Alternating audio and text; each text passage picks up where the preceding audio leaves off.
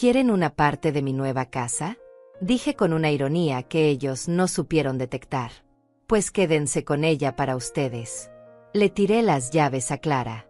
Cayeron justo frente a sus pies y ella las recogió del piso con una velocidad que me sorprendió. Parecía temer que yo cambiara de opinión en cualquier segundo.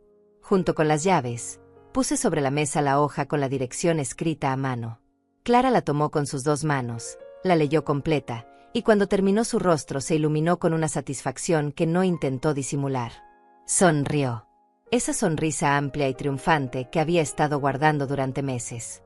Se giró hacia Emanuel, mi hijo, y le mostró las llaves como si fueran el premio mayor de una lotería. Él asintió con la cabeza, sin expresión particular, como si esto fuera simplemente el resultado natural de algo que habían planeado con anticipación.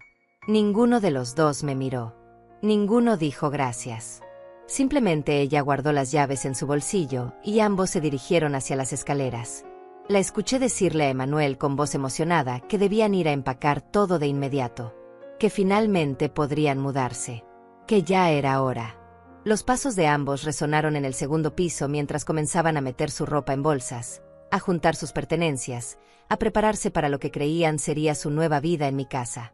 Sus voces llegaban hasta donde yo estaba, fragmentos de conversación llenos de planes y expectativas. Me quedé ahí parada en medio de mi sala, sola. El silencio que me rodeaba era denso, pero no incómodo. Era el silencio de quien acaba de tomar una decisión de la que no se arrepentirá. Miré hacia las escaleras por donde habían subido y sentí algo extraño en el pecho. No era tristeza. No era arrepentimiento. Era algo parecido a la liberación. Pero déjenme llevarlas hacia atrás. Déjenme contarles cómo llegué a este momento.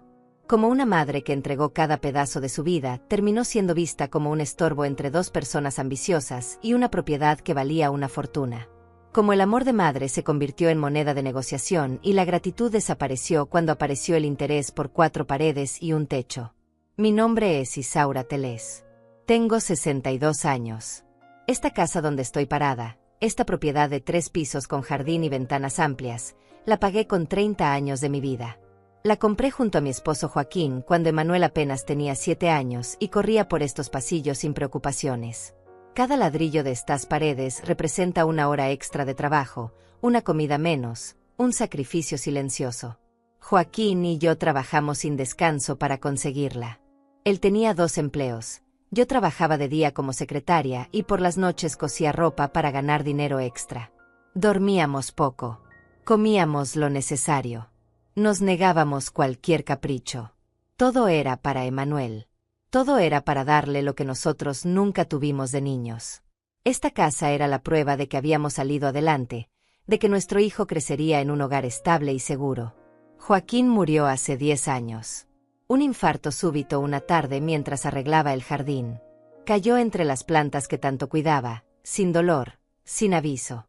Me dejó esta casa, algunos ahorros, y a Emanuel, que en ese momento juró frente a la tumba de su padre que siempre estaría conmigo, que nunca me dejaría sola, que me cuidaría como yo lo cuidé a él. Las promesas suenan hermosas cuando se pronuncian. El problema es recordarlas cuando aparece algo más atractivo. Los primeros años después de perder a Joaquín fueron difíciles pero soportables. Emanuel venía a visitarme seguido, comíamos juntos los domingos, hablábamos de su padre, de los recuerdos, de la vida.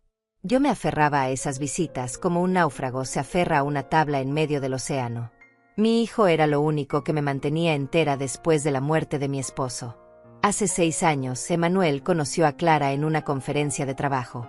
Ella era de esas mujeres que saben exactamente cómo presentarse, siempre arreglada, siempre con la palabra correcta, siempre sonriendo en el momento justo. Él me la presentó 3 meses después de conocerla y yo la recibí con los brazos abiertos. Preparé cenas especiales, organicé reuniones familiares, hice todo lo posible para que se sintiera parte de la familia. Cuando decidieron casarse, Emanuel me dijo que no tenía suficiente dinero ahorrado. Clara quería una boda grande, elegante, con muchos invitados. Yo saqué casi $20,000 de mis ahorros para ayudarlos. $20,000 que había guardado durante años para emergencias. Pero ver a mi hijo feliz valía cada centavo. O eso pensé en ese momento.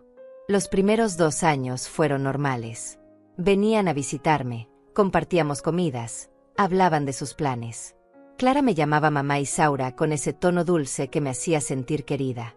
Yo les ayudaba económicamente cuando lo necesitaban, les compraba cosas para su departamento, les daba dinero para sus gastos. Era mi forma de demostrar amor, mi forma de ser útil en sus vidas. Pero hace 2 años algo cambió. Las visitas se espaciaron. Las llamadas se hicieron más cortas. Y empecé a notar algo en la mirada de Clara cada vez que entraba a mi casa. No me miraba a mí. Miraba las paredes, los muebles, las habitaciones. Sus ojos. Sus ojos recorrían cada espacio de mi casa como si estuviera calculando algo en su mente. Medía distancias con la mirada, observaba los techos altos, tocaba las paredes como quien evalúa la calidad de una construcción. Al principio pensé que era simple curiosidad. Tal vez admiración por la casa donde creció su esposo. Qué equivocada estaba. Emanuel también empezó a cambiar. Ya no hablaba conmigo como antes. Sus conversaciones se volvieron mecánicas, repetitivas, llenas de frases hechas que no decían nada real. Y comenzó con los comentarios. Comentarios que al principio sonaban como preocupación genuina, pero que con el tiempo revelaron su verdadera intención. Mamá, esta casa es muy grande para ti sola. Mamá, las escaleras son peligrosas a tu edad. Mamá, mantener una propiedad así debe costarte una fortuna. Mamá, deberías pensar en algo más práctico, más pequeño, más fácil de cuidar. Yo escuchaba esos comentarios y sentía una punzada en el estómago que no sabía cómo interpretar. Me decía a mí misma que mi hijo se preocupaba por mí, que quería lo mejor para su madre, que era normal que pensara en mi seguridad. Pero había algo en su tono, algo en la forma en que Clara sentía cada vez que él hablaba, que me hacía dudar. Las visitas se volvieron extrañas. Ya no venían a verme a mí, venían a inspeccionar la casa. Clara caminaba por las habitaciones con excusas tontas. Que si quería ver cómo había quedado el baño después de que lo remodeló. Que si necesitaba ideas para decorar su departamento. Que si le encantaba el jardín y quería tomar fotos. Pero yo la veía. La veía abrir armarios, mirar dentro de los closets, preguntar cuánto había costado cambiar las ventanas, cuánto pagaba de mantenimiento, si la casa tenía algún problema estructural. Una tarde hace 1 año y medio, Clara llegó con una carpeta llena de papeles. Se sentó en mi sala y comenzó a mostrarme folletos de residencias para personas mayores. Lugares bonitos, decía ella, con jardines, con enfermeras disponibles, con actividades recreativas. Lugares donde yo estaría acompañada, donde no tendría que preocuparme por mantener una casa tan grande. Emanuel estaba a su lado, asintiendo, apoyando cada palabra de su esposa. Sentí que algo se rompía dentro de mí en ese momento. Miré a mi hijo, al hombre que salió de mi cuerpo, al que amamanté, al que cuidé cuando tuvo fiebre alta durante 3 noches seguidas, al que abracé cada vez que lloró, al que aplaudí en cada logro de su vida. Y ese hombre me estaba mirando como si yo fuera un problema que necesitaba una solución. No dije nada ese día. Tomé los folletos, los puse sobre la mesa y le serví café como si nada hubiera pasado. Pero esa noche, cuando se fueron, me senté en mi cama y lloré hasta que me dolió el pecho. Lloré por Joaquín, que no estaba ahí para ver en qué se había convertido nuestro hijo. Lloré por mí, por haber sido tan ciega. Y lloré por Emanuel, por haberse convertido en alguien que yo ya no reconocía. Después de esa tarde, las cosas empeoraron. Clara empezó a ser más directa. Ya no disfrazaba sus intenciones con palabras dulces. Empezó a hablar abiertamente sobre lo injusto que era pagar alquiler cuando existía esta casa enorme con habitaciones vacías. Sobre lo cansada que estaba de vivir en un departamento pequeño. Sobre lo mucho que le gustaría tener un jardín propio, espacio para recibir visitas, una cocina más grande. Emanuel respaldaba cada palabra. Mamá, sería bueno para todos. Mamá, tú estarías más tranquila en un lugar más pequeño. Mamá, nosotros podríamos cuidar la casa. Mamá, piénsalo bien, sería lo mejor para la familia. Yo los escuchaba en silencio. Asentía con la cabeza. Decía que lo pensaría. Pero por dentro algo estaba cambiando. Una parte de mí que siempre había sido suave y complaciente comenzaba a endurecerse. Una voz en mi cabeza que antes callaba ahora gritaba la verdad que yo no quería aceptar. No les importo. Solo quieren mi casa. Empecé a prestar más atención. A notar detalles que antes ignoraba. Como la forma en que Clara tomaba fotos de cada rincón de mi casa y se las mostraba a sus amigas. Como Emanuel preguntaba sobre los documentos de la propiedad, sobre si había alguna hipoteca pendiente, sobre a nombre de quién estaba todo. Como los dos hablaban en voz baja cuando pensaban que yo no los escuchaba, haciendo planes, discutiendo estrategias. Una noche escuché parte de una conversación telefónica. Clara hablaba con alguien, probablemente una amiga, y decía cosas que se me clavaron en el alma como agujas. Está vieja y terca, decía. No entiende que esa casa es demasiado para ella. Pero ya casi la convencemos. Solo es cuestión de tiempo. Esa casa debería ser nuestra. Emanuel es hijo único. Eventualmente será nuestra de todos modos. Me quedé paralizada al otro lado de la puerta. Sentí como el aire abandonaba mis pulmones. Como mi corazón latía tan fuerte que pensé que se saldría de mi pecho. Así me veían. Como un obstáculo temporal. Como alguien vieja y terca que estaba ocupando un espacio que ellos consideraban suyo. Esa noche no pude dormir. Me quedé despierta mirando el techo de mi habitación, la misma habitación que compartí con Joaquín durante 20 años, la misma donde él murió en mis brazos después de que lo trajeron del hospital. Pensé en todo lo que había sacrificado por Emanuel. En las noches sin dormir cuando era bebé. En los trabajos extra para pagarle una buena escuela. En las veces que comí menos para que él comiera más. En cómo vendí las joyas que Joaquín me regaló para pagar su universidad. Y ahora estaba aquí, sola en mi casa, con un hijo que me veía como un estorbo y una nuera que contaba los días para quedarse con lo que no le pertenecía. Pero algo más nació en mí esa noche. Algo frío y calculador que nunca antes había sentido. Si querían jugar sucio, yo también podía hacerlo. Si me veían como una anciana fácil de manipular, les daría exactamente esa imagen. Y cuando menos lo esperaran, les enseñaría que subestimar a una madre es el error más grande que pueden cometer. Comencé a actuar diferente. Más débil. Más confundida. Me quejaba de dolores que no tenía. Decía que las escaleras me cansaban mucho. Que mantener la casa era agotador. Que tal vez tenían razón. Que tal vez necesitaba algo más pequeño. Clara y Emanuel intercambiaban miradas de satisfacción cada vez que yo decía esas cosas. Pensaban que finalmente estaban logrando su objetivo. Que la vieja terca estaba cediendo. Qué equivocados estaban. Mientras ellos creían que me estaban convenciendo, yo estaba haciendo mis propios planes. Empecé a revisar todos los documentos de la casa. Los papeles de propiedad estaban a mi nombre. Solo a mi nombre. Joaquín y yo habíamos decidido eso hace años por temas legales y de impuestos. Emanuel no tenía ningún derecho sobre esta casa mientras yo viviera. Y aunque él era mi único heredero, eso no significaba que yo no pudiera hacer lo que quisiera con mi propiedad. Una mañana, mientras ellos estaban en el trabajo, fui al banco. Hablé con el gerente, un hombre llamado Arturo Zamora que me conocía desde hacía años. Le expliqué mi situación sin entrar en demasiados detalles. Solo le dije que necesitaba organizar mis finanzas y que quería explorar opciones. Él me escuchó con atención y me dio varios consejos útiles. También empecé a investigar sobre el valor real de mi casa. Contraté a un tasador que vino un día que sabía que Emanuel y Clara no aparecerían.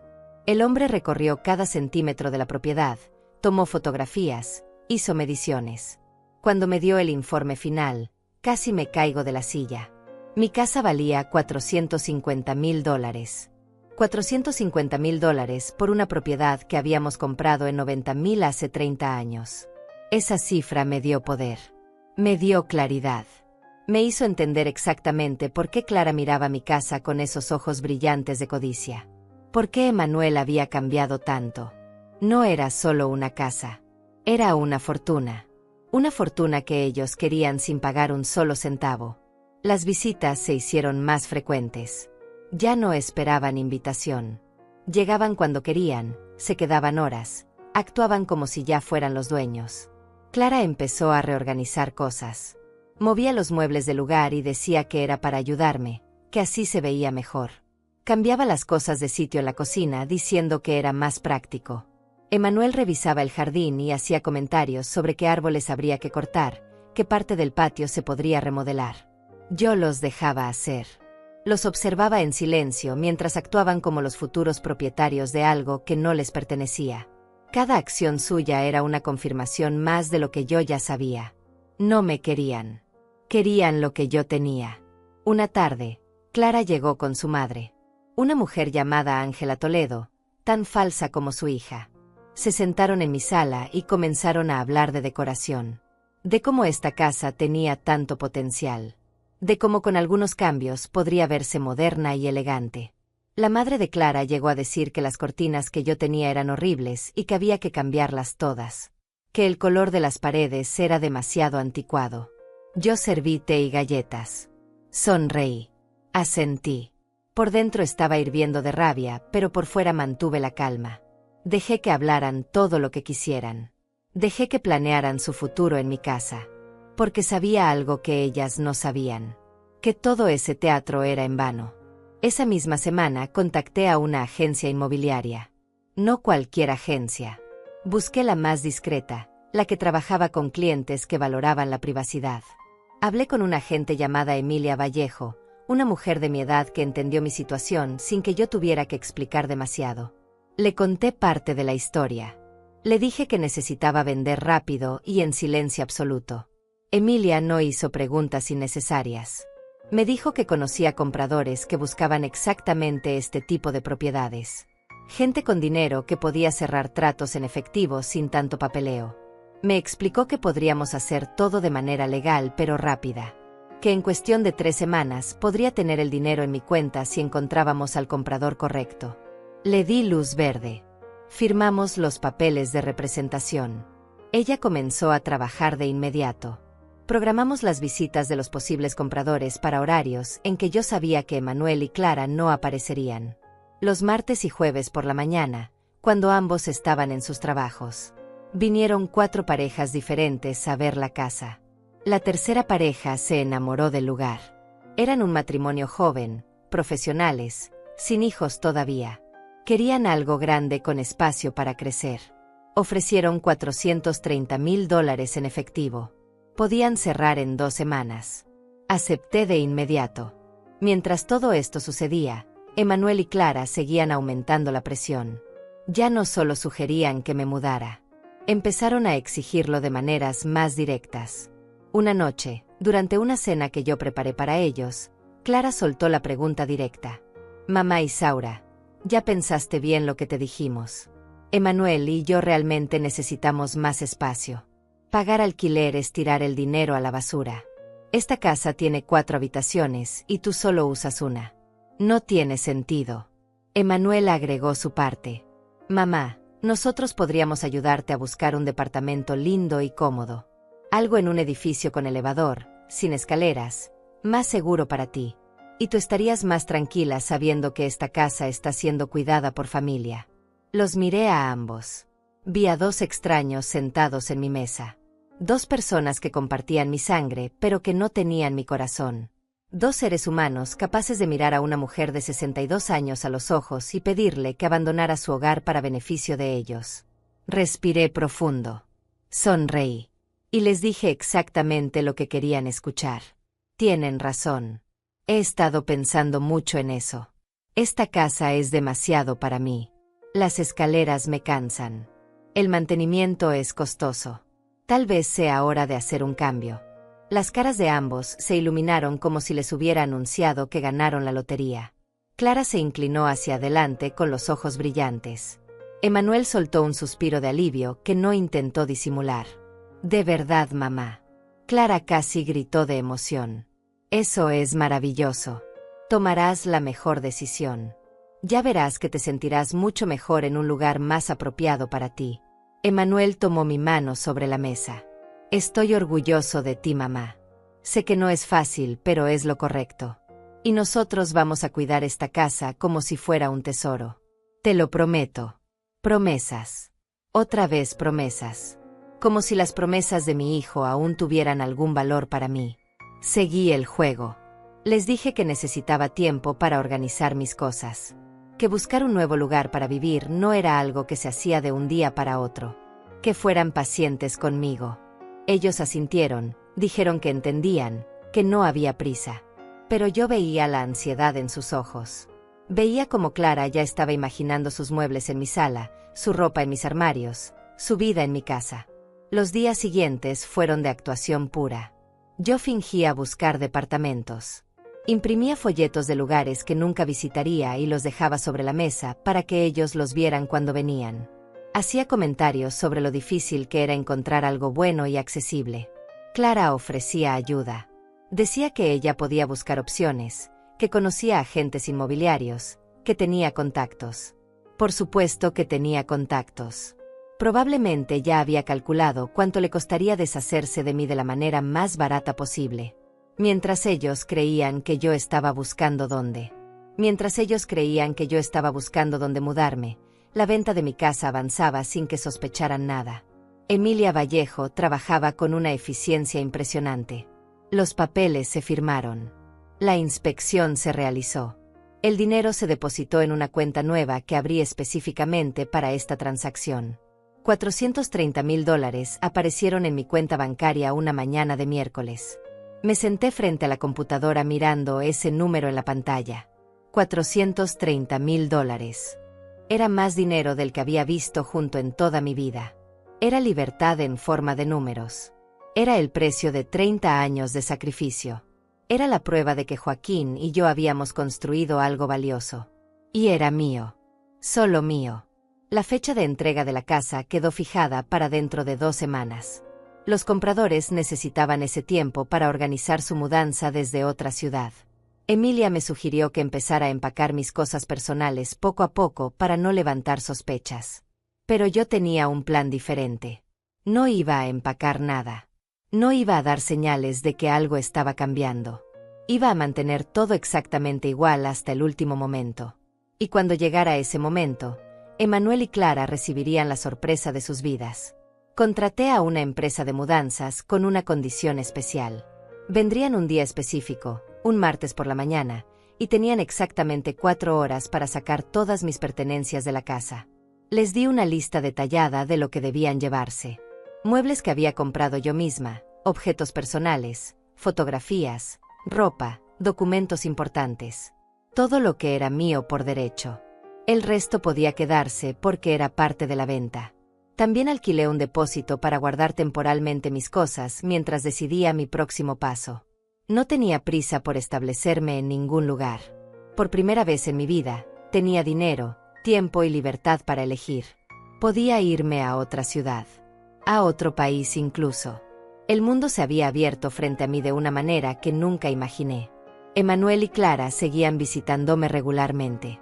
Sus visitas se habían vuelto más frecuentes y más largas. Clara traía revistas de decoración y me mostraba fotos de cómo quería remodelar algunas habitaciones. Emanuel hablaba de instalar un sistema de seguridad nuevo, de cambiar algunas ventanas, de construir una terraza en el jardín. Hablaban de mi casa como si ya fuera suya. Planeaban su futuro en estas paredes sin ningún pudor. Y yo los dejaba. Los escuchaba hablar durante horas sobre sus proyectos, sus ilusiones, sus planes. Cada palabra que decían era un clavo más en el ataúd de nuestra relación. Cada sonrisa falsa de Clara era una razón más para no arrepentirme de lo que estaba haciendo.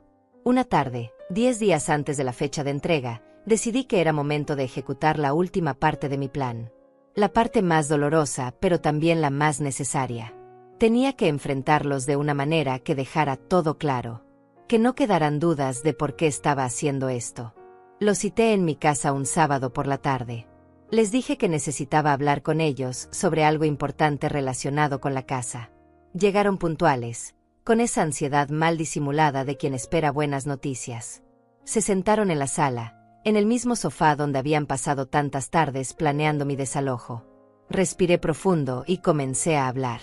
Les dije que había estado pensando mucho en todo lo que habíamos conversado. Que tenían razón en que esta casa era grande para mí. Que mantenerla era costoso y cansado. Que había tomado una decisión. Vi cómo sus rostros se iluminaban. Clara se inclinó hacia adelante. Emanuel sonrió. Pensaban que finalmente les diría que la casa sería suya.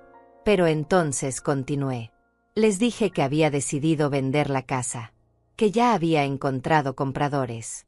que el trato estaba cerrado y el dinero ya estaba en mi cuenta, que en 2 semanas los nuevos dueños tomarían posesión de la propiedad. El silencio que siguió fue tan denso que podía cortarse con un cuchillo. Clara me miró como si le hubiera hablado en otro idioma. Emanuel abrió la boca, pero no salió ningún sonido. Se quedaron congelados, procesando lo que acababan de escuchar. Luego explotaron. Ambos al mismo tiempo. Clara se puso de pie gritando que cómo podía hacer eso. Que ellos habían estado esperando, planeando, confiando en que esa casa sería para ellos. Emanuel me gritó que era una traición. Que él era mi único hijo. Que esa casa debía ser su herencia. Los dejé gritar. Los dejé desahogarse. Cuando finalmente se callaron, exhaustos de su propio berrinche, yo hablé con una calma que me sorprendió a mí misma. Les dije que esta casa nunca fue su herencia mientras yo viviera. Que era mi propiedad y yo podía hacer con ella lo que quisiera. Que si realmente me hubieran querido, si realmente les hubiera importado mi bienestar y no solo mis bienes, las cosas habrían sido diferentes. Pero que durante 2 años los había visto actuar como buitres esperando que yo desapareciera para quedarse con lo que era mío. Clara intentó negarlo. Dijo que yo estaba equivocada, que ellos me querían, que solo estaban preocupados por mí. Pero su voz temblaba. Sus ojos evitaban los míos. Emanuel guardó silencio, con la mandíbula apretada y los puños cerrados. Les recordé cada una de las conversaciones donde habían presionado para que me fuera. Cada comentario sobre lo grande que era la casa. Cada sugerencia de residencias para ancianos. Cada mirada codiciosa de Clara recorriendo mis paredes. Cada plan que habían hecho creyendo que yo no los escuchaba. Entonces Clara cambió de estrategia. Se puso a llorar. Dijo que yo estaba siendo cruel. Que ellos habían depositado su futuro en esa casa. Que cómo podía hacerles esto. Que era mi familia. Emanuel se unió a su esposa. Dijo que yo me arrepentiría. Que me quedaría sola. Que nadie me cuidaría cuando realmente lo necesitara. Sus palabras eran como piedras lanzadas con rabia, pero ya no me lastimaban. Yo había llorado todas las lágrimas que tenía que llorar. Había sufrido todas las noches de insomnio. Había cargado con el dolor de la traición hasta que ese dolor se transformó en determinación. Ya no había vuelta atrás. Se fueron dando un portazo. Clara lloraba histérica. Emanuel me miró con un odio que nunca había visto en sus ojos. Gritó que esto no se quedaría así. Que buscaría la manera de impedir la venta. Que hablaría con abogados. Lo dejé amenazar. Sabía que legalmente no tenía ningún poder. La casa estaba a mi nombre. La venta era legal y definitiva. No había nada que pudiera hacer excepto aceptar que había perdido algo que nunca fue suyo. Esa noche dormí mejor que en meses. Por primera vez en mucho tiempo no tuve pesadillas. No desperté con ese peso en el pecho. Sentía algo parecido a la paz. Los días siguientes fueron extraños. Emanuel no llamó. Clara no apareció. El silencio de su ausencia era ensordecedor, pero también liberador. No los extrañaba. Extrañaba al hijo que creí tener, no al hombre codicioso en que se había convertido.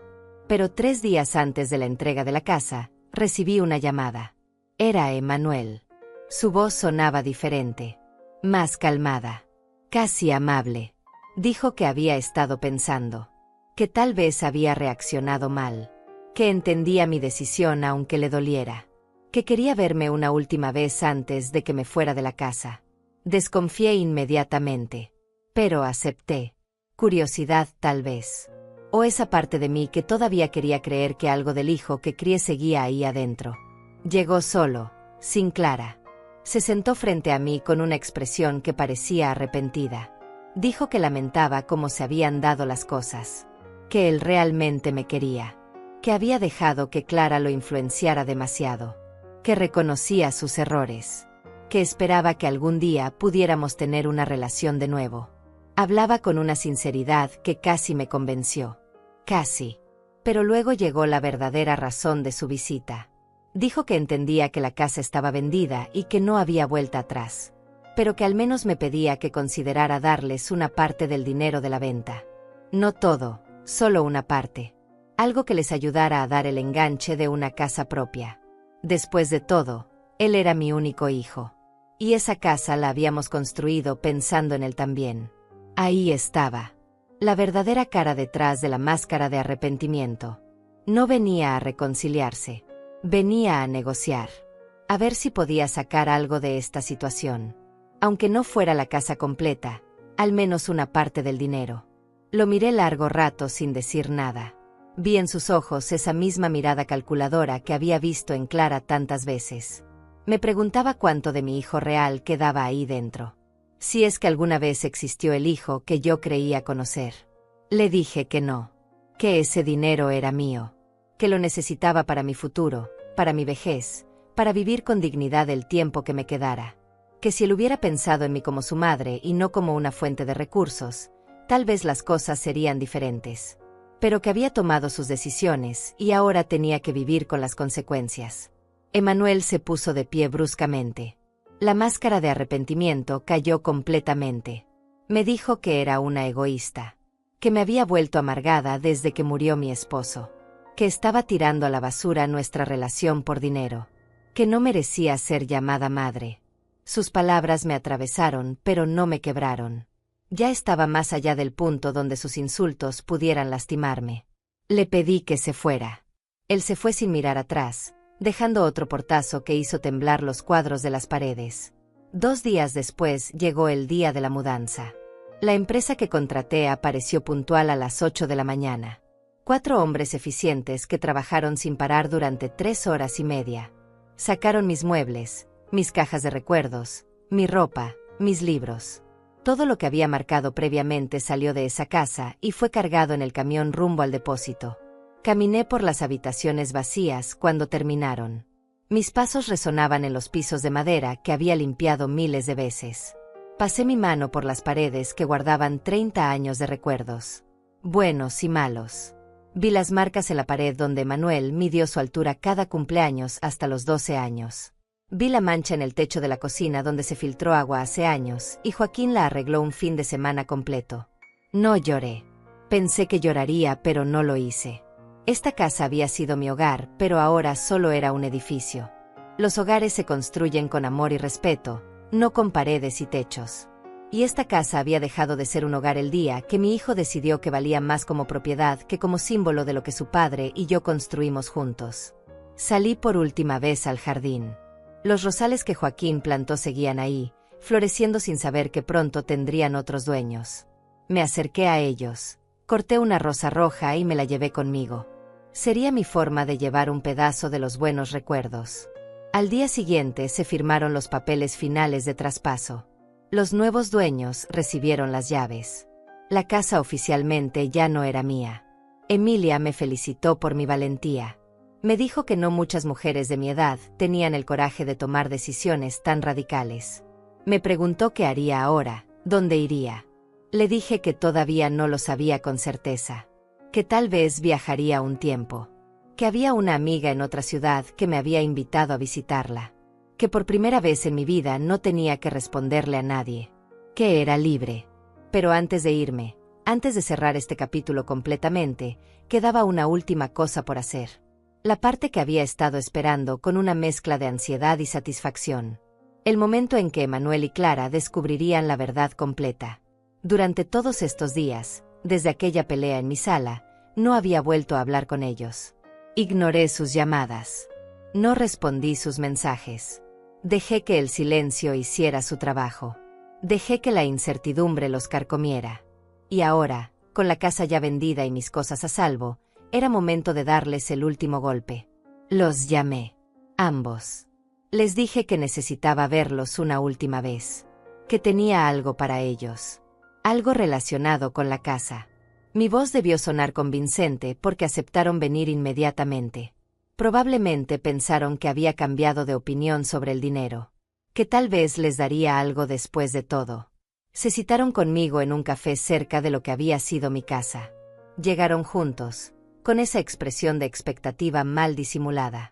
Clara llevaba una bolsa grande, como si estuviera preparada para cargar algo. Emanuel parecía nervioso pero esperanzado. Se sentaron frente a mí. Pedimos café. Clara iba directo al punto preguntándome para qué los había llamado. Emanuel intentaba actuar casual, pero veía como sus manos temblaban ligeramente alrededor de su taza. Entonces saqué de mi bolso un sobre. Lo puse sobre la mesa entre nosotros. Les dije que como ellos tanto habían insistido en tener una parte de mi casa, había decidido darles algo. Que dentro de ese sobre estaba lo que necesitaban. Clara prácticamente se lanzó sobre el sobre. Lo abrió con manos ansiosas. Dentro había dos cosas. Un juego de llaves y una hoja de papel con una dirección escrita a mano. La misma dirección de mi antigua casa. Los ojos de Clara se abrieron como platos. Emanuel leyó la dirección y me miró confundido. Clara gritó sorprendida preguntando si esto significaba lo que ella creía que significaba. Si les estaba dando la casa después de todo. Yo sonreí. Les dije que sí. Que habían insistido tanto en quedarse con mi casa que había decidido dárselas. Que esas llaves abrían la puerta principal. Que podían ir cuando quisieran. Que la casa era toda suya ahora. Clara casi llora de alegría. Emanuel parecía aturdido, sin poder creer lo que estaba escuchando. Me preguntó si estaba segura, si realmente hablaba en serio. Le dije que nunca había estado más segura de nada en mi vida. Se pusieron de pie tan rápido que casi tiran las tazas de café. Clara guardó las llaves en su bolsillo como si fueran el tesoro más preciado del mundo. Emanuel intentó abrazarme, pero yo me aparté. Les dije que podían irse ya. Que fueran a ver su nueva casa. Que disfrutaran de lo que tanto habían querido. Salieron del café casi corriendo. Los vi subirse a su auto a través de la ventana. Clara sacó las llaves y las miró una y otra vez. Emanuel manejaba rápido, probablemente ansioso por llegar. Se fueron sin mirar atrás, sin un gracias real, sin nada más que la satisfacción de haber conseguido lo que querían. Me quedé sentada en ese café tomando mi café despacio. Miré el reloj. Eran las 3 de la tarde. Calculé mentalmente cuánto tiempo les tomaría llegar a la casa. 15 minutos tal vez. Otros 5 para estacionar y caminar hasta la entrada. En 20 minutos aproximadamente estarían frente a la puerta. Pedí otro café. No tenía prisa. Sabía exactamente lo que estaba a punto de pasar y quería saborearlo desde la distancia. Imaginé la escena. Clara y Emanuel llegando emocionados. Sacando las llaves. Caminando hacia la entrada con esa sensación de victoria. Y entonces lo verían. La placa grande clavada en la puerta. Vendida. En letras rojas imposibles de ignorar. Imaginé sus caras cuando se dieran cuenta. Cuando intentaran meter las llaves en la cerradura y descubrieran que no funcionaban porque las cerraduras ya habían sido cambiadas por los nuevos dueños. Cuando miraran por las ventanas y vieran que la casa estaba completamente vacía. Sin mis muebles. Sin mis cosas. Sin nada que indicara que yo había vivido ahí alguna vez. 20 minutos después de que se fueron, mi teléfono comenzó a sonar. Era Emanuel. No contesté. Siguió llamando. 1, 2, 3 veces. Luego Clara. Luego Emanuel otra vez. Dejé que sonara mientras yo terminaba mi segundo café tranquilamente. Los mensajes empezaron a llegar. Primero confusos. Luego desesperados. Luego furiosos. Mamá, ¿qué significa esto? La casa tiene un cartel de vendida. Las llaves no funcionan. ¿Qué está pasando? Mamá, contesta el teléfono. Esto es una broma. Mamá, por favor, explícame. ¿Qué hiciste? ¿Dónde estás? Necesito hablar contigo ahora.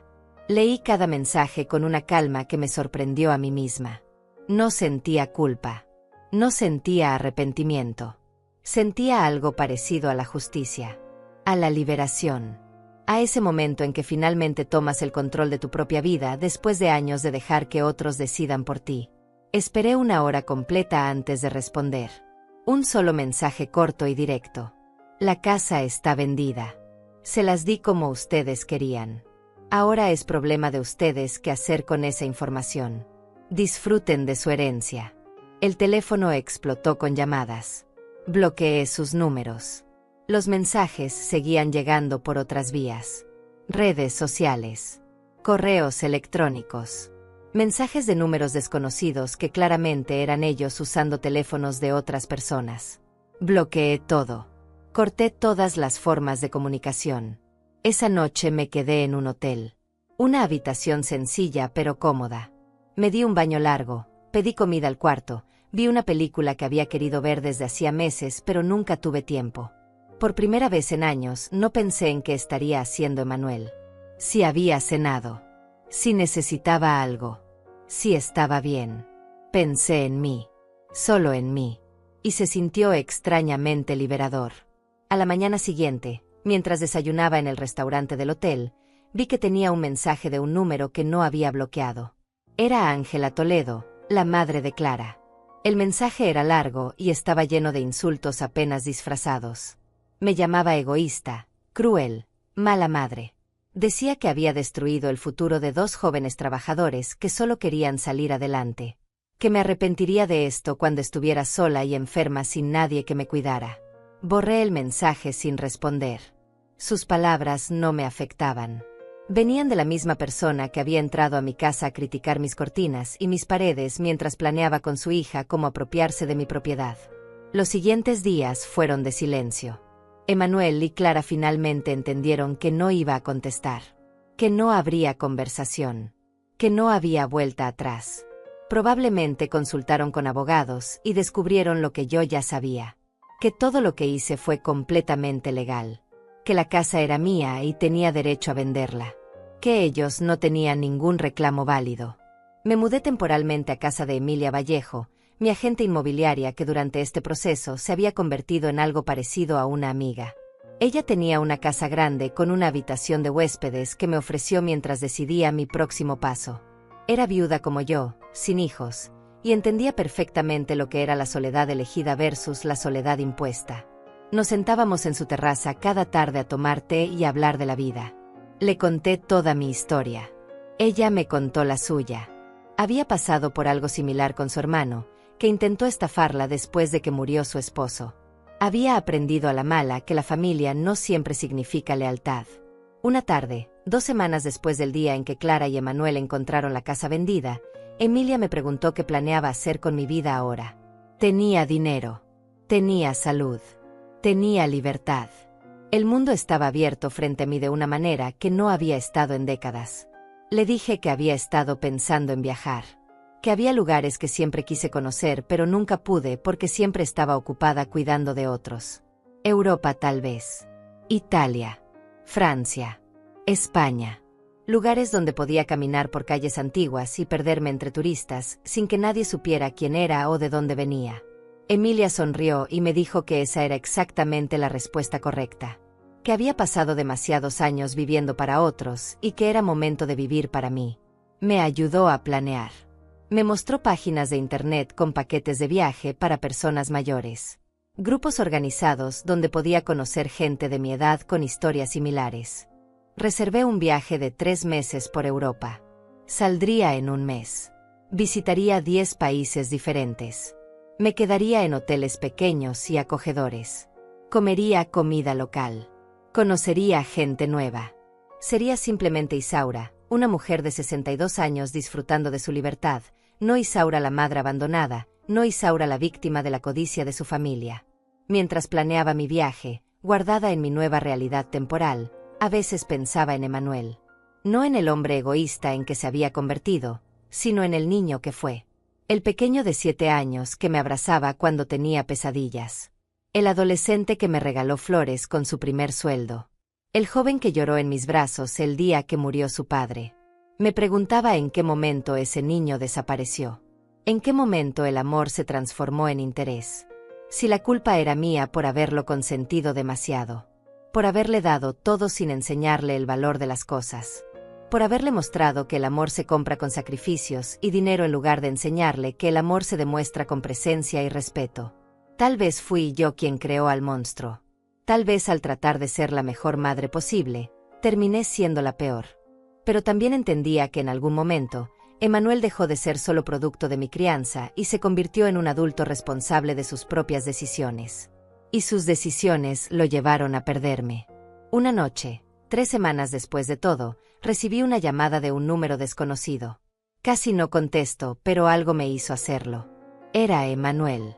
Su voz sonaba rota, cansada, diferente a todas las otras veces. Mamá, Por favor, no cuelgues. Solo necesito que me escuches un minuto. Me quedé en silencio. No colgué, pero tampoco dije nada. Él continuó. Sé que no tengo derecho a pedirte nada. Sé que lo arruiné todo. Pero necesito que sepas que he estado pensando mucho. En todo. En cómo te traté. En lo que hice. En lo que perdí. Hizo una pausa larga. Escuché su respiración entrecortada al otro lado de la línea. Clara y yo nos estamos separando. No por el asunto de la casa, aunque eso fue el detonante, sino porque me di cuenta de muchas cosas. De cómo dejé que ella me convenciera de cosas que yo sabía que estaban mal. De cómo te traté como si fueras un obstáculo en lugar de mi madre. Otra pausa. Esta vez más larga. No te estoy pidiendo que me perdones. No te estoy pidiendo que volvamos a ser lo que éramos, porque sé que eso es imposible. Solo quería decirte que lo siento. Que entiendo por qué hiciste lo que hiciste. Que probablemente yo habría hecho lo mismo en tu lugar. Su voz se quebró al final. Sonaba como si estuviera llorando. Parte de mí, esa parte maternal que nunca muere completamente, quiso consolarlo. Pero la otra parte, la parte que había aprendido a protegerse, se mantuvo firme. Gracias por decirme eso, Emmanuel. Le dije con voz calmada pero sin emoción. Espero que esta experiencia te haya enseñado algo valioso sobre la vida y sobre cómo tratar a las personas que te aman. Hubo un silencio largo después de mis palabras. Emmanuel respiraba pesadamente al otro lado de la línea. Podía imaginarlo sentado en algún lugar oscuro, tal vez en el departamento que compartía con Clara, rodeado de las consecuencias de sus propias decisiones. ¿Vas a irte lejos?, preguntó finalmente con voz pequeña. ¿Voy a perderte para siempre? Ya me perdiste, Emmanuel. Lo perdiste el día que decidiste que mi casa valía más que mi compañía. Lo perdiste cada vez que me miraste como un obstáculo en lugar de como tu madre. Lo perdiste cuando dejaste que tu esposa planeara mi desalojo mientras yo cocinaba para ustedes en mi propia cocina. Escuché un sollozo ahogado. Mamá, por favor. No me llames así. Ya no tienes derecho. Pasé 62 años de mi vida siendo madre. Sacrifiqué todo por ese título. Y tú lo pisoteaste como si no valiera nada. Ahora voy a pasar el resto de mis días siendo simplemente Isaura. Una mujer libre que ya no le debe nada a nadie. Colgué antes de que pudiera responder. Mis manos temblaban, pero no de debilidad. Temblaban por la fuerza que había necesitado para decir esas palabras. Por años había sido incapaz de poner límites. De decir que no. De priorizar mis necesidades sobre las de los demás. Y ahora, finalmente, había encontrado mi voz. Esa noche Emilia y yo cenamos en su comedor. Ella preparó una pasta deliciosa con salsa de tomate casera. Abrimos una botella de vino que tenía guardada para ocasiones especiales. Brindamos por los nuevos comienzos, por las segundas oportunidades, por las mujeres que aprenden a elegirse a sí mismas sin pedir permiso. Me contó que ella también había pasado por un proceso similar. Su hermano menor había intentado quedarse con la herencia que les dejó su padre, manipulando documentos y mintiendo sobre las últimas voluntades del difunto. Emilia tuvo que ir a juicio, enfrentar a su propia familia, soportar insultos y amenazas. Pero al final ganó. No solo legalmente, sino emocionalmente. Aprendió que la sangre no garantiza lealtad y que a veces la familia que elegimos es más real que la familia que nos tocó. Los días siguientes estuve ocupada preparando mi viaje. Compré ropa nueva. No mucha, solo lo necesario. Quería viajar ligera, sin el peso de las cosas materiales ni de las cosas emocionales. Compré una maleta de buen tamaño, pero manejable. Saqué mi pasaporte que había estado guardado en un cajón durante años sin uso. Hice todas las reservaciones necesarias. Una tarde, mientras revisaba mi correo electrónico, encontré un mensaje de Clara. Había logrado conseguir mi dirección de correo de alguna manera. El mensaje era largo, dramático, lleno de acusaciones y súplicas mezcladas de forma caótica. Me decía que yo había arruinado su vida, que Emmanuel estaba deprimido y que era mi culpa. Que ellos solo habían querido lo mejor para mí al sugerirme un lugar más pequeño y seguro. Que yo había malinterpretado sus intenciones. Que la casa habría estado en buenas manos con ellos. Que ahora Emmanuel la culpaba a ella de todo y su matrimonio estaba destruido. que cómo podía dormir tranquila sabiendo el daño que había causado. Leí el mensaje completo sin sentir absolutamente nada. Ni culpa, ni satisfacción, ni enojo. Solo un vacío tranquilo donde antes había existido el dolor. Borré el correo sin responder. Clara podía decir lo que quisiera. Podía culparme de todo. Ya no me afectaba porque había dejado de importarme su opinión el día que la escuché llamarme vieja y terca por teléfono. 2 semanas antes de mi viaje, mientras caminaba por el mercado comprando algunas cosas, me topé con una vecina de mi antigua casa. Se llamaba Carla Leiva y había vivido 3 casas más abajo durante 15 años. Nos habíamos saludado ocasionalmente, pero nunca fuimos cercanas. «Isaura, qué sorpresa encontrarte aquí», me dijo con una sonrisa genuina. «Escuché que vendiste tu casa. Los nuevos dueños parecen muy amables». Asentí. Sí, decidí que era momento de un cambio. Carla se acercó más y bajó la voz como compartiendo un secreto. «Sabes, tu nuera vino a mi casa hace unos días. Estaba buscándote. Parecía bastante alterada. Le dije que no sabía dónde estabas y se fue molesta». «¿Te dijo algo más?», pregunté por curiosidad. «Dijo que habías hecho algo terrible, que le habías quitado su futuro». Honestamente me pareció muy extraño. Esa casa era tuya, no de ella. Carla hizo una pausa y luego agregó. Siempre me pareció que esa muchacha miraba tu propiedad con demasiado interés. Como si ya fuera dueña. Me alegra que hayas hecho lo que tenías que hacer. Sus palabras me reconfortaron de una manera inesperada. A veces necesitamos que alguien externo valide lo que ya sabemos en nuestro corazón. Que no estamos locas. Que no somos las villanas de la historia. Que nuestras percepciones eran correctas. Hablamos unos minutos más. Le conté que me iba de viaje por Europa. Sus ojos se iluminaron. Me dijo que ella siempre había querido hacer algo así, pero nunca se animó. Que la admiraba por tener el valor de empezar de nuevo a mi edad. Nos despedimos con un abrazo cálido y sincero. Esa noche, mientras organizaba documentos en la habitación de huéspedes de Emilia, encontré una caja vieja que había rescatado de la casa antes de venderla. Dentro había fotografías. Muchas fotografías de diferentes épocas de mi vida. Emanuel de bebé en los brazos de Joaquín. Emanuel en su primer día de escuela con ese uniforme que le quedaba grande. Emanuel graduándose de la universidad con su toga y birrete. Emanuel el día de su boda sonriendo junto a Clara. Miré esas fotos por largo rato. Eran recuerdos de una vida que ahora parecía pertenecer a otra persona. A una Isaura más joven, más ingenua, más dispuesta a sacrificarlo todo por amor. Esa Isaura ya no existía. Había muerto lentamente durante 2 años de humillaciones y desprecios. Y en su lugar había nacido esta nueva versión. Más fuerte. Más consciente. Más egoísta en el buen sentido de la palabra. Tomé las fotos de Emanuel adulto y las puse aparte. Las de él con Clara fueron directo a la basura. No necesitaba recordar esa etapa. Pero las fotos de Emanuel niño, esas las guardé. Porque ese niño había sido real. Ese amor había sido genuino. Y aunque el adulto me había decepcionado profundamente, el niño merecía ser recordado. Una semana antes del viaje recibí otra llamada. Esta vez de un número que reconocí como de un despacho legal. Mi corazón se aceleró pensando que Emanuel había encontrado alguna manera de demandarme. Pero era algo completamente diferente.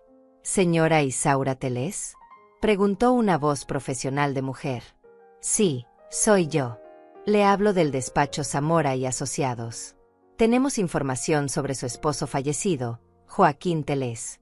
Hay un asunto pendiente relacionado con un seguro de vida que nunca fue reclamado». Me quedé sin palabras. ¿Un seguro de vida? Joaquín había muerto hace 10 años. Nunca supe de ningún seguro más allá del básico que pagó el funeral y algunos gastos inmediatos. La abogada me explicó que Joaquín había contratado un seguro de vida pequeño a través de su trabajo años antes de morir. La compañía había quebrado y el caso se había complicado legalmente. Después de años de trámites, finalmente habían localizado a los beneficiarios de las pólizas no reclamadas. Yo era una de ellas. ¿De cuánto dinero estamos hablando?, pregunté todavía en shock. $50,000, señora Telés. Más intereses acumulados. Aproximadamente 60.000 en total. Tuve que sentarme. $60.000 que no sabía que existían. $60.000 que Joaquín había apartado pensando en protegerme. Un último regalo de un hombre que llevaba 10 años bajo tierra, pero que seguía cuidándome desde donde estuviera. Los trámites tomaron 3 días.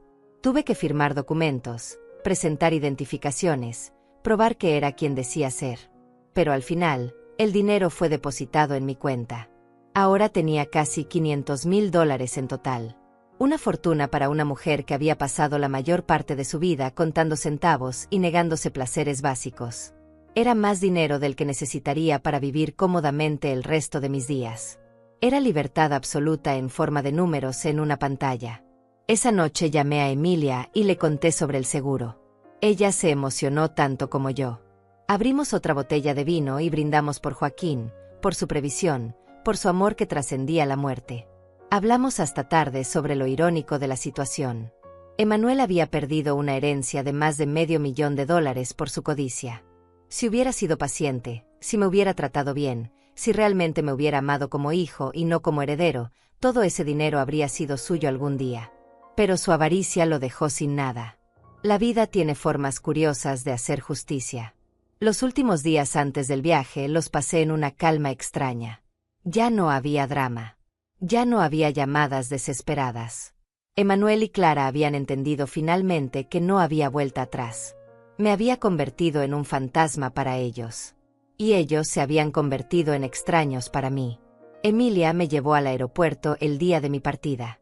Habíamos desarrollado una amistad genuina durante estas semanas.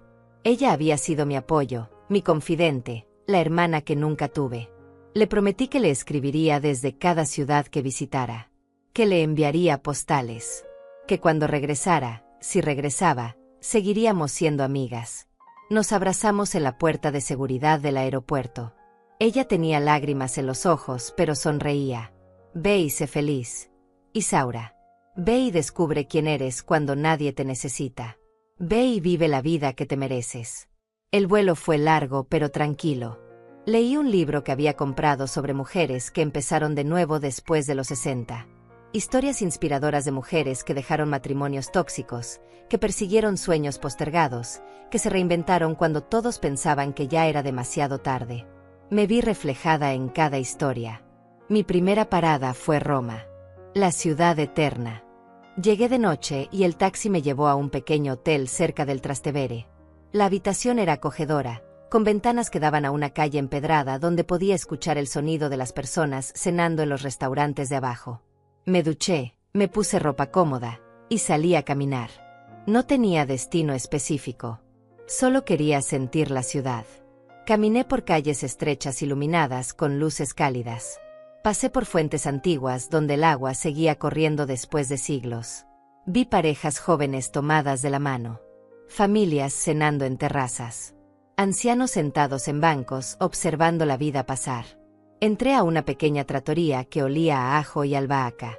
Pedí pasta carbonara y una copa de vino tinto. Me senté sola en una mesa junto a la ventana y comí despacio, saboreando cada bocado. No había nadie preguntándome si la comida estaba buena. Nadie esperando que sirviera primero a los demás. Nadie juzgando mis elecciones. Era solo yo, mi plato de pasta, y la libertad más deliciosa que había probado jamás. Esa noche, de regreso en mi habitación de hotel, me paré frente al espejo. Miré a la mujer que me devolvía la mirada. 62 años. Cabello con canas que ya no me molestaba en teñir. Arrugas alrededor de los ojos que contaban historias de risas y lágrimas. Manos con manchas de edad que habían trabajado sin descanso durante décadas. Un cuerpo que había parido, que había amado, que había sufrido, que había resistido. Esta mujer en el espejo era una sobreviviente. Era alguien que había tocado fondo y decidió levantarse. Alguien que eligió su propia felicidad sobre la aprobación de otros. Alguien que aprendió que el amor verdadero no te hace sentir pequeño. Que la familia real no te usa. Que decir no es un acto de amor propio, no de egoísmo. Le hablé a esa mujer en el espejo. Le dije que estaba orgullosa de ella. Que había tomado las decisiones correctas aunque dolieran. Que merecía cada momento de paz que estaba por venir. que ya no tenía que justificarse ante nadie, que su vida le pertenecía completamente. Las semanas siguientes fueron una nebulosa hermosa de nuevas experiencias. Visité el Coliseo y pensé en todas las vidas que habían pasado por ese lugar. Lancé una moneda en la Fontana di Trevi pidiendo no un deseo, sino dando las gracias por este momento. Comí helado en la Plaza Navona mientras artistas callejeros pintaban retratos de turistas. De Roma viajé a Florencia. Caminé por el Ponte Vecchio al atardecer. Vi el David de Miguel Ángel y me emocioné hasta las lágrimas frente a tanta belleza. Comí bistecca alla fiorentina en un restaurante escondido que me recomendó la dueña del hotel. Cada día era una aventura pequeña. Cada noche era una victoria silenciosa.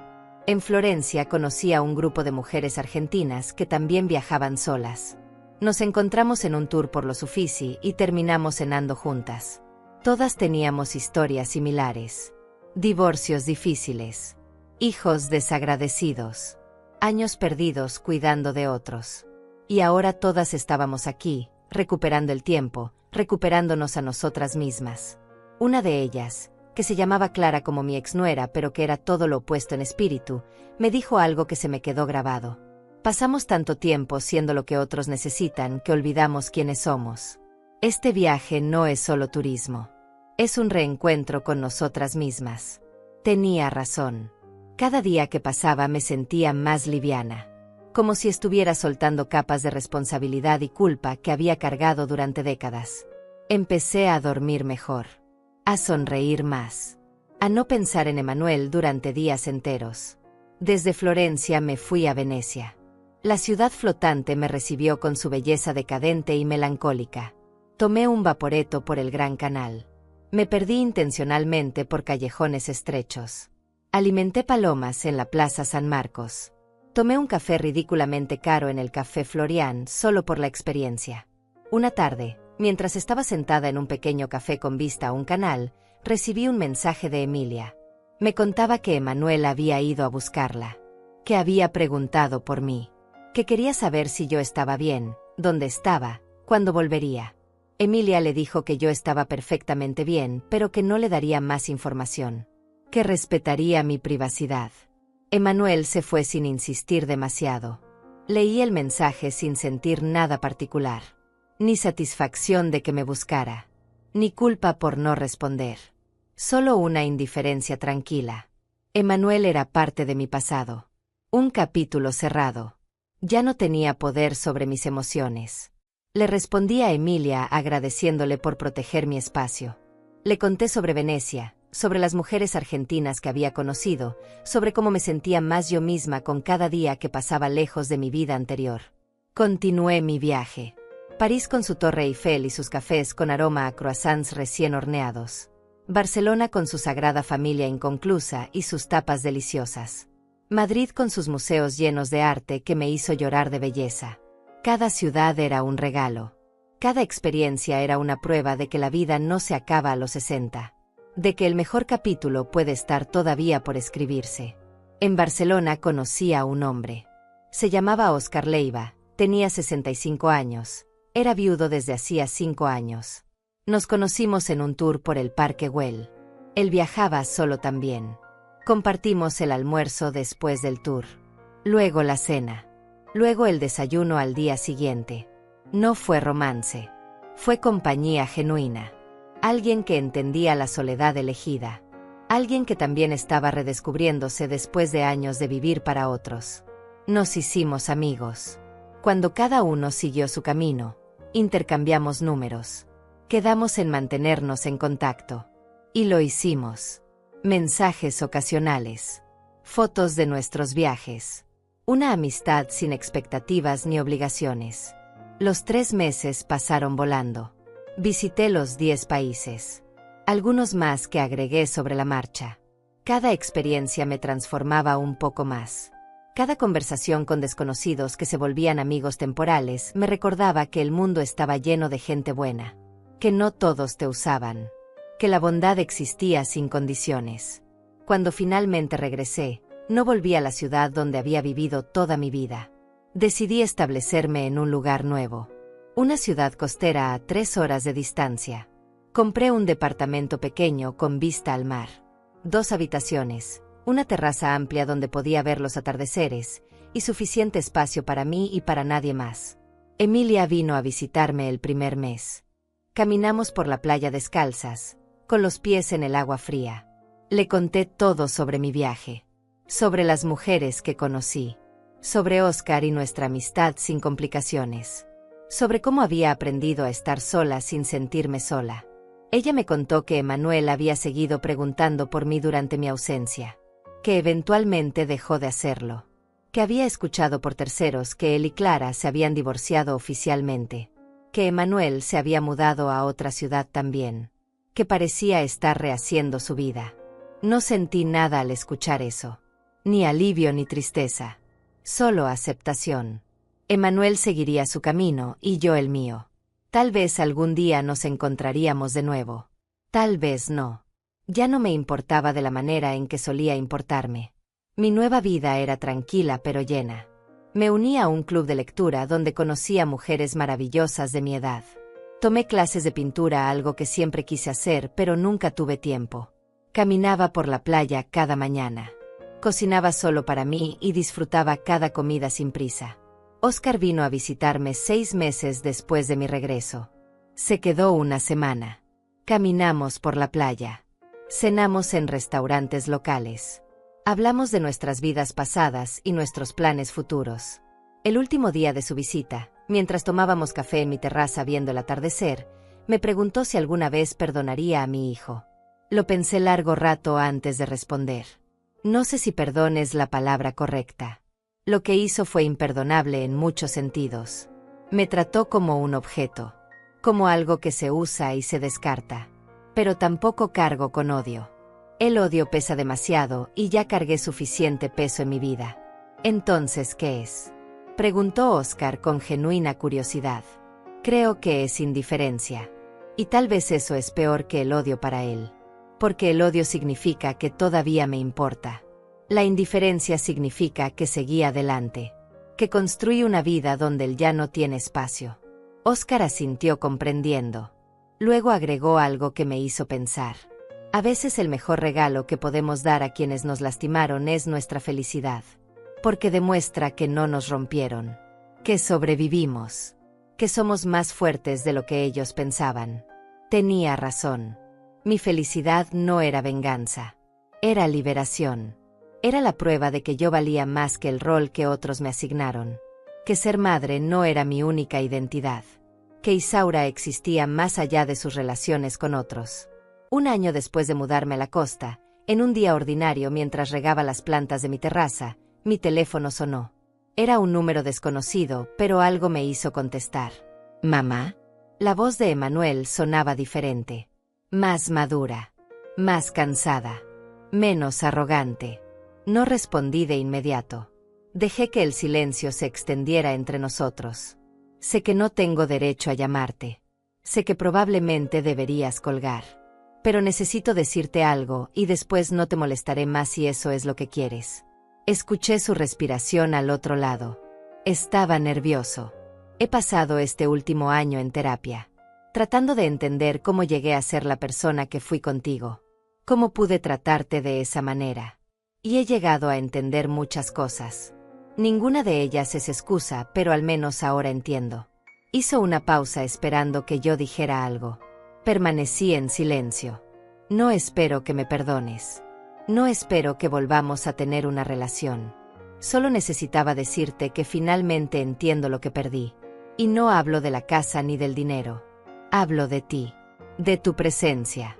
De tu amor incondicional que yo pisoteé como si no valiera nada. Su voz se quebró ligeramente. Conocí a alguien nuevo. Una mujer buena que me está enseñando lo que significa el amor real. Y cada vez que ella me trata con bondad genuina, pienso en cómo tú me trataste así toda mi vida y yo te lo pagué con codicia y desprecio. Cada vez que ella me cuida cuando estoy enfermo, recuerdo todas las noches que tú te desvelaste cuidándome de niño. Y me duele. Me duele tanto darme cuenta de lo que tuve y lo que destruí. Respiró profundo. No te estoy pidiendo nada. Solo quería que supieras que estaba equivocado. Que tú tenías razón en todo. que si pudiera regresar el tiempo y cambiar mis acciones lo haría. Pero no puedo. Así que solo puedo decir que lo siento. Y espero que donde sea que estés, seas feliz. Te lo mereces más que nadie. Hubo un silencio largo. Finalmente hablé. Gracias por decir eso, Emmanuel. Aprecio tu honestidad. Y me alegra saber que estás trabajando en ser mejor persona. Te deseo lo mejor en tu vida. Realmente lo hago. ¿Eso significa qué? Su voz tenía un atisbo de esperanza. Significa que no te guardo rencor. Pero también significa que mi vida está aquí ahora. He construido algo nuevo. Algo que es solo mío. Y no hay espacio en ella para el dolor del pasado. Lo entiendo. Su voz sonaba resignada, pero también aliviada. Solo quería que supieras que pienso en ti, que te extraño, y que si algún día decides que quieres intentar algo, cualquier cosa, estaré aquí. Adiós, Emmanuel. Cuídate. Adiós, mamá. Colgué y me quedé mirando el mar. No lloré. No sentí tristeza ni alivio en particular. Solo sentí cierre. Emmanuel había dicho lo que necesitaba decir. Yo había escuchado. Y ahora ambos podíamos seguir adelante. Tal vez algún día, en algunos años, cuando las heridas estuvieran completamente cicatrizadas, podríamos intentar reconstruir algo. No la relación madre-hijo que teníamos antes, porque esa estaba rota sin reparación. Pero tal vez algo nuevo. Algo basado en respeto mutuo y límites claros. O tal vez no y también estaba bien. Me senté en mi silla favorita de la terraza con una taza de té caliente. El sol se estaba poniendo pintando el cielo de naranjas y rosas. Las olas rompían suavemente en la playa. Una brisa fresca traía el olor a sal y libertad.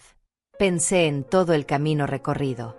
En la Isaura que era hace 2 años, viviendo en una casa grande pero sintiéndose cada vez más pequeña. En la mujer que se dejaba manipular porque no sabía cómo poner límites. En la madre que creía que el amor significaba sacrificarlo todo incluyendo su dignidad. Esa mujer ya no existía. En su lugar había alguien más fuerte. Alguien que aprendió que amarse a uno mismo no es egoísmo. Que decir basta no te hace mala persona. Que puedes amar a tu familia y aún así elegirte a ti misma. Que la sangre no justifica el abuso emocional. Que merecemos respeto no por lo que podemos dar sino simplemente por existir. Hoy no necesito permiso para vivir. No necesito validación externa para sentirme valiosa. No necesito demostrarle mi amor a nadie sacrificando mi paz. Hoy simplemente existo en mis propios términos. Y eso es suficiente. Más que suficiente. Es todo. Tomé un sorbo de mi té y sonreí mirando el horizonte. Tenía 63 años. Dinero en el banco. Amigos reales. Proyectos propios. Viajes por planear. Libros por leer. Cuadros por pintar. Amaneceres por ver. Una vida entera por delante construida sobre los escombros de la anterior. No fue venganza lo que hice. Fue supervivencia. Fue amor propio. Fue la decisión más difícil y más necesaria de mi vida. Y lo volvería a hacer sin dudarlo. Me levanté de mi silla y entré a mi departamento. Puse música suave. Preparé la cena solo para mí. Serví la mesa con cuidado como si estuviera recibiendo a la persona más importante del mundo. Porque lo estaba. Me estaba recibiendo a mí misma. Y mientras comía despacio, saboreando cada bocado, mirando por la ventana hacia el mar que ahora era mi vecino, pensé en todas las mujeres que están donde yo estuve. Atrapadas en relaciones familiares tóxicas. Sintiéndose culpables por querer más. Creyendo que no tienen opciones. Pensando que es demasiado tarde para empezar de nuevo. A ellas les diría esto: nunca es demasiado tarde. Nunca eres demasiado vieja. Nunca has dado demasiado como para no poder recuperarte. Tu vida te pertenece. Tu felicidad es tu responsabilidad. Y elegirte a ti misma no te hace egoísta. Te hace libre. Terminé mi cena y salí nuevamente a la terraza. La noche había caído completamente. Las estrellas comenzaban a aparecer en el cielo oscuro. El sonido de las olas era como una canción de cuna eterna. Cerré los ojos y respiré profundo. El aire salado llenó mis pulmones. Y en ese momento, en esa terraza frente al mar, A miles de kilómetros de donde comenzó mi historia, supe con absoluta certeza que había tomado las decisiones correctas. Esta era mi vida ahora. Y era exactamente como debía ser.